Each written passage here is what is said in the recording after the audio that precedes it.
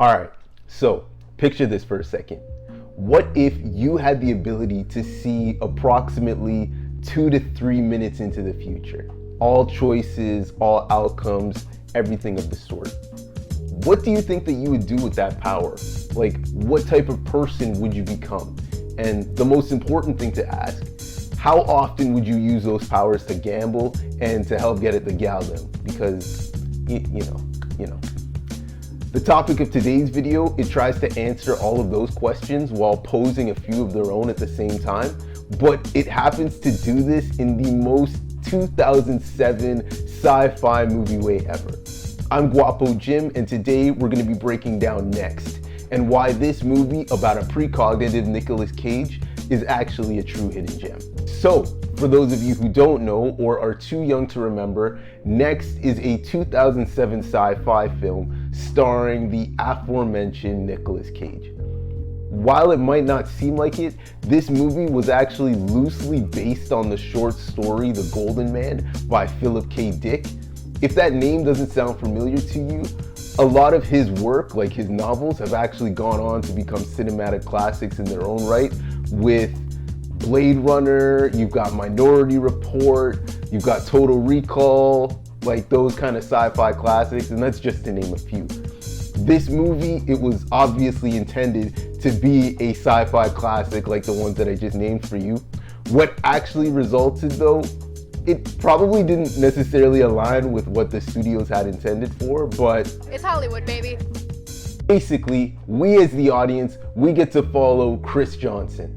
Not Tennessee Titans legend CJ2K Chris Johnson, but this one. This Chris Johnson lives a quiet life performing small-time stage magic hustles, I should say, in the back of Las Vegas casinos. It kind of goes without saying, but the real magic of what's happening isn't so much happening on stage, but it's Chris's ability to actually see into the future. These powers, they allow him to see far enough so that he can keep the hustle going and kind of live for another day. And because of this, he's able to stay under the radar and really keep himself out of trouble overall. Again, he lives a really low-key life, and all of that is well and good until, like they inevitably do, the government hears about what he's on and they kind of decide, yo, they want a piece of that action, if you know what I'm talking about.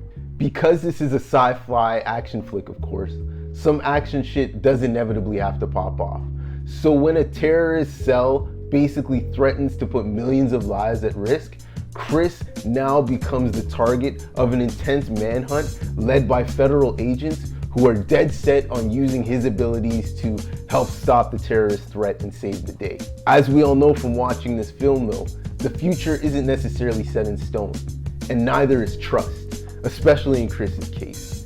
As time runs out, Chris himself is now forced to confront a dangerous truth, that truth being that it's one thing to know what's going to happen next, and it's a completely another thing to know how to stop that thing from happening or to operate within that. And again, Chris had to deal with all of that as the movie progresses. Fast-paced, mind-bending thriller that explores themes of fate, free will, and the weight of foresight.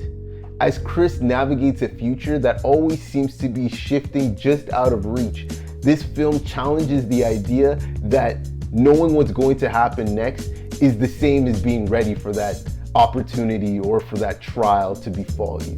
With high stakes action, a palpable emotional weight to it, and a ticking clock that never really hits zero, this movie asks the question, if you had the ability to glimpse tomorrow, what would you do about that today? Hey, what's guan and slime?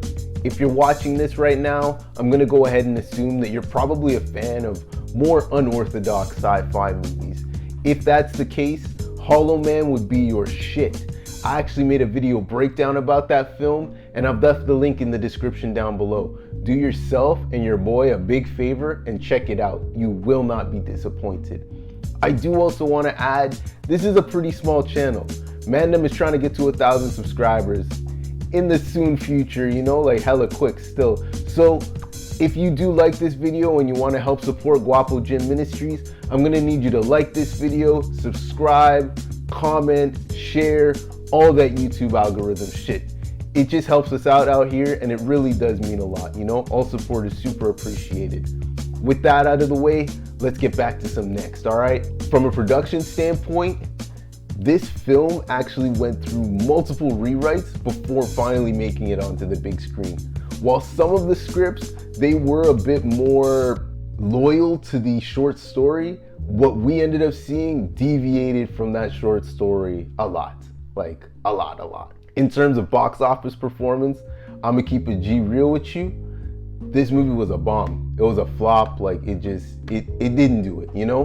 While it did come in at number 3 in the opening weekend, so like the first weekend that it came out, that really didn't help the film at all, as it didn't even make back its original budget. And that's not counting the movie theaters taking their cut and, you know, all that shit. Critical reception was probably even worse, with a lot of critics saying that the characters in this film felt bland and that the plot line and everything that it entailed was just hella predictable. Since its release, there have been absolutely no word on any type of reboot or sequel, remake, anything of the sort. And while the reception of this movie, it has kind of lightened a bit over time, I doubt that that's gonna change anytime soon. If you ever do want to see this movie for yourself and kind of see what I'm talking about, you can find it streaming today on Prime Video as well as on Apple TV. I always really enjoyed this movie, man. Like, I don't know about you guys, I'm a big superhero comic books person, so whenever I think about dream superpowers, precognition or being able to see the future is always pretty high up on that list for me. So it was really cool to see that kind of play out in real life, or live action, I should say. And I know a lot of you niggas are probably in the comments right now like, what about That's So Raven? It's like, I love That's So Raven, all right? I love that show, so shut the fuck up. Personally, I do think that the critics were really a bit harsh on this film, but I mean, Nicolas Cage, he's a cool actor in his own right. But with that said, I don't necessarily expect greatness from that film when I see that he's starring in something. Maybe that sounds harsh. Nicolas Cage, if you're watching this, like, shit, my bad, bro. Like, call me up, we'll figure this out, we'll get it sorted. But I mean, I'm talking about what I see. The action sequences in this movie, they were actually pretty cool, I'm not gonna lie. Again, Nicolas Cage isn't necessarily known for being a physical juggernaut, so it wouldn't make sense to put him in a role like that. So I mean, the way that Chris Johnson, he kind of had to use his powers and use his mind to help him use his environment to defeat his enemies, that type of thing, I thought it was pretty cool. I'm always a big fan of that. The love interest, kind of romantic part of the story, that's not really why I'm watching the film. I could give two damns about that, you know? But this was Jessica Biel, especially like 07, 06, 07 Jessica Biel, like, yo, she could catch it, she can go on still. So it's like, niggas didn't hate that. Like, I didn't, you know? I'm not gonna lie. Even Julianne Moore, like, I didn't hate that, you know? I'm not gonna lie, you know? The villain himself, when it did come down to it, I'm not gonna lie, the critics, they were right. Like, he was hella bland, but as I did say before, this is a Nicolas Cage movie. I wasn't expecting like greatness in that regard. So again, it is what it is. It's funny to me, especially as somebody who likes film and I like kind of playing these thought exercises with myself. And I feel like this would be the exact type of movie that deserves a remake or a reboot, especially saying that we're in that age of remakes and reboots.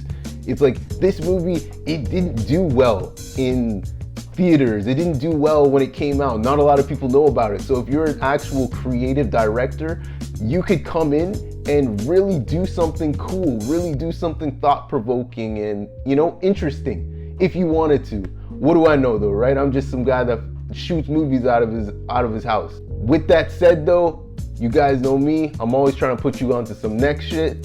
See what I did there? And I just wanted to let you guys know why the movie Next isn't just some movie about a legit Las Vegas psychic, but why it's actually a true hidden gem. Thank you if you've made it this far. If you're a real fan of this content, I'm gonna need you to like, subscribe, and comment down below on which other movies or shows you guys think were true hidden gems. Until the next time we meet, stay safe, later days.